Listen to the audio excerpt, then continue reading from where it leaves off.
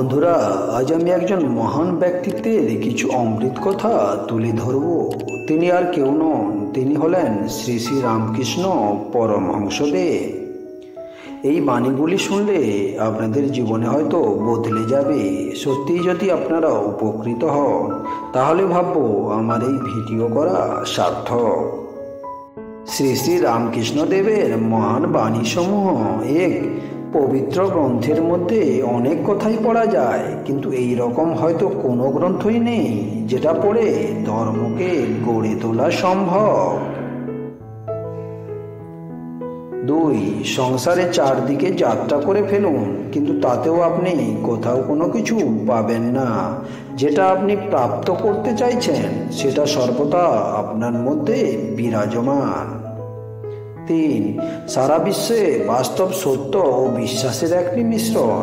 বিশ্বাস তৈরি করে এমন জিনিসকে ত্যাগ করুন এবং সত্যকে গ্রহণ করুন। 4. শুদ্ধ জ্ঞান ও শুদ্ধ প্রেম একই জিনিস। জ্ঞান ও প্রেমের মাধ্যমে যে কোনো লক্ষ্যে পৌঁছানো যায়, আর এখানে প্রেম নামক রাস্তাটি সহজ। 5. নিজের বিচারগুলির উপর সৎ ও বুদ্ধিমান হও। নিজের বিচার বুদ্ধি অনুসারে কাজ করো, তাহলে দেখবে তুমি নিশ্চিত সফল হবে। 6. ঈশ্বরের প্রতি বিশুদ্ধ ভালোবাসাই হলো প্রকৃত ভক্তি, আর বাকি সব মিথ্যা ও কাল্পনিক।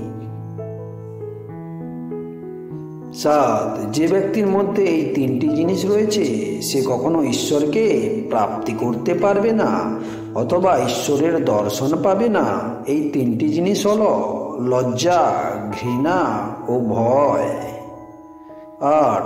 যখন ফুল ফোটে তখন মৌমাছি মধু খেতে ফুলের কাছে চলে আসে, ঠিক তেমনি যখন আমরা প্রসিদ্ধ হয়ে যাই তখন সমস্ত মানুষ নিজে থেকে আমাদের গুণগান শুরু করে দেয়। 9.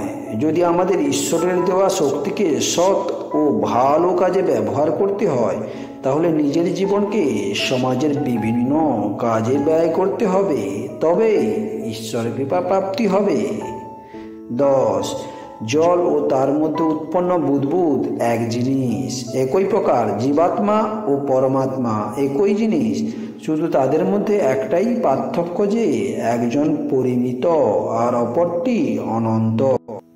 11. ঈশ্বর প্রতিটি কণায় বিরাজ করেন। আমরা মানুষের মধ্যে ঈশ্বরকে সহজে দেখতে পাই, তাই মানুষের সেবাই প্রকৃত ঈশ্বর সেবা। 12. স্বার্থপরতা এই পৃথিবীর এমন একটা কূপ যার মধ্যে পড়ে গেলে সেখান থেকে বের হওয়া কঠিন। যে ব্যক্তি স্বার্থপরতা ছাড়াই অন্যের ভালো করে সে আসলে নিজের ভালো করে থাকে। 13. জল যেমন উঁচু জমিতে থাকে না, নিচে নেমে আসে, তেমনি যাদের মন আন্তরিকতায় পূর্ণ তাদের উপর ঈশ্বরের কৃপা সবসময় থাকে। পাপীর উপর ঈশ্বরের কৃপা বেশি দিন থাকে না। 14. জীবনে শান্তি পেতে হলে মনের ময়লাগুলো ধুয়ে ফেলতে হবে। যে মনে যত বেশি কাম, ক্রোধ, লোভের বাস, সেখানেই তত বেশি সর্বনাশ। 15. মনের যেমন বন্ধন আছে তেমন মনের মুক্তিও আছে। এই সংসারে হয় তুমি ঈশ্বর প্রেমে নিজের চেতনাকে মুক্ত করবে, নয় তুমি সংসারের বন্ধনে বন্দী হবে।